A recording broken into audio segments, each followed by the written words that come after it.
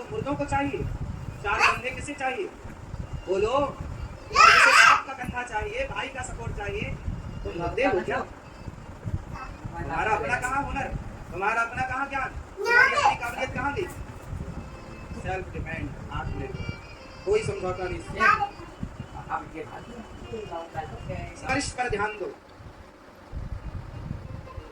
संस्कारी संतान चाहिए। अपनी सिंहासन को तैयार करो। क्या कहते हो? पिता की सिंहासन में बैठने वाला बड़ा है या खुद की सिंहासन तैयार करने वाला बड़ा है? अपने बच्चों को इतना योग्य बनाओ, इतना सफल बनाओ कि वो बाप की सिंहासन पर ना बैठे। अपनी तैयार खुद करे, अपने मेहनत से बलबूते। पिता के नाम से आपको जाना पहचाना गया तो आपका अपना क्या है? पिता के टुकड़ों पर पले तो क्या पले? अरे कुछ अपना करो, कुछ अपना नाम करो। अपने खर्चे वो अपनी मेहनत से कमाए, उसे आप सफल मानिएगा, जिसे कभी किसी के आगे हाथ पसारने की जरूरत ना पड़ी हो। जो अपने खर्चे, जो उतने सपने देखता हो, जो अपनी मेहनत से पूरे करने का जज्बा रखता हो। सपने देखना बुरा नहीं है साहब, लेकिन बाप के भरोसे सपने मत देखना। मैंने कोई भी सपना किसी के भरोसे नहीं देखा, भगवान के भरोसे। कोई भरोसा नहीं किसी का। हम उतने सपने देखते नहीं है।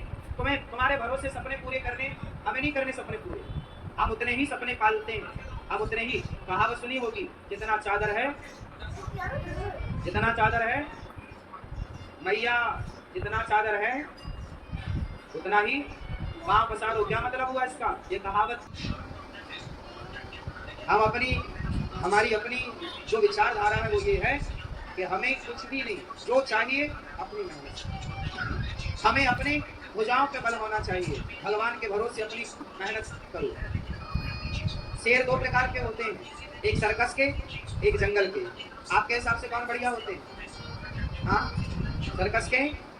सर्कस के शेर टुकड़ों पर पलते हैं मालिक के, जबकि जंगल का शेर अपना शिकार खुद ढूंढता है। वो बच्चे जो बाप के टुकड़ों पर पलते हैं, बाप ने प्रॉपर्टी, बैंक बैलेंस सब बनाया, बाप के टुकड़ों पर पलने वाले बच्चे सर्कस के शेर हैं। जंगल के शेर तो वो बच्चे हैं जिन पर कोई सपोर्ट नहीं किसी प्रकार का किसी का, बस अपनी मेहनत के बल पर आगे बढ़ना है। अपनी मेहनत, अपना लक्ष्य खुद तैयार, अपना खुद गोल भी अपना तैयार करना है, लक्ष्य भी अपना तैयार करना है।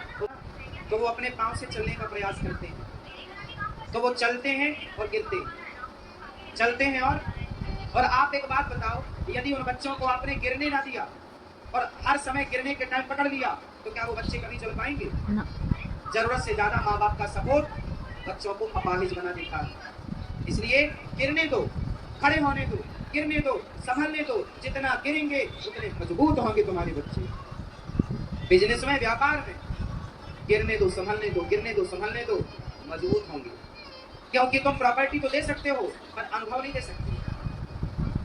तुम बैंक बैलेंस दे सकते हो अपने बच्चों को, और अनुभव तो समय देगा। आया ना तजुर्बा? कोई बाप अपने बेटे को प्रॉपर्टी दे सकता है, तजुर्बा नहीं दे सकता। क्या कहते हैं आप लोग? तजुर्बा तो 100 बार गिरने के बाद आएगा। आया ना? इसलिए गिरने दो बच्चों, संभलने दो, जिम्मेदार बनाओ। हारा नहीं, गिरने दो, लड़खड़ाने दो, संभलने दो। खुद ही वो संभलने का प्रयास करें। संभालने के लिए तुम पास में मत रहना, गिरने दो। बेटा जीवन में कुछ डिसीजन खड़े होके लेना पड़ता। एक पक्षी की तुम्हें दास्तां सुना दो, एक पक्षी का इतिहास। पक्षियों के बारे में तो कुछ पढ़ा होगा, सुना होगा नहीं? अब तो कम हो गए बाज, पहले ज्यादा थे, पर जहाँ है वहाँ पर आज भी ये हाल है कि बाज बकरा बकरी को भी पंजे पर दबा के भाग जाते। इतना बलवान। जानते हो वो बाज की जो मादा होती है, बाज की मादा मतलब बाज की माँ, वो माँ कैसे बच्चे का पालन करती है जानते हो? नहीं पढ़ा उसके बारे में कभी? पढ़ाता हूँ, 2 मिनट सुन लो, सारी जिंदगी काम आएगी मेरी एक बात। करोड़ों की है, भूल मत जाना।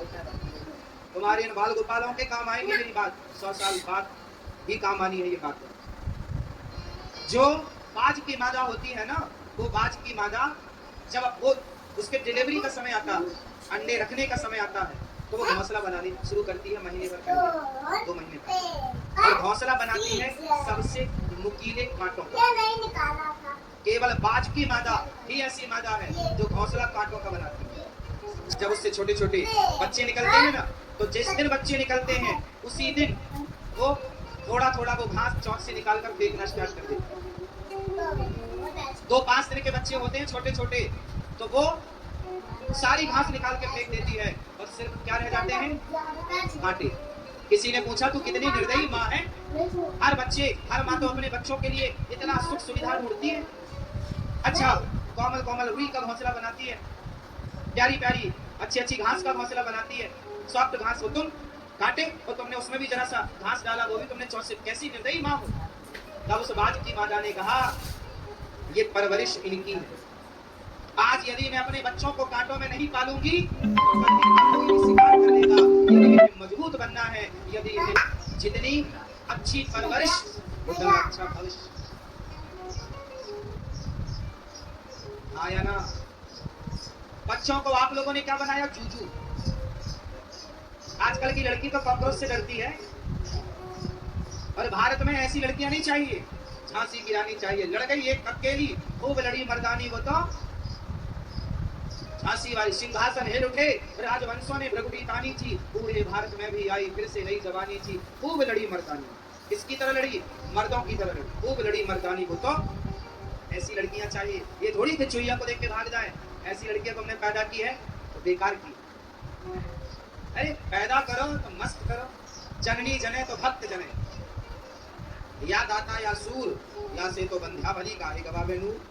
पैदा कर, 1 महीने में समझ में आ जाएगा कि आपके बच्चे कितने कच्चे हैं कितने पक्के। स्कूल कॉलेज में जो पढ़े हैं साहब, वो पढ़ाई रियल जिंदगी में काम नहीं आती, रियल जिंदगी में तो अनुभव काम आता। हाँ या ना, तो क्या बनाओगे, जंगल का शेर कि सर्कस का?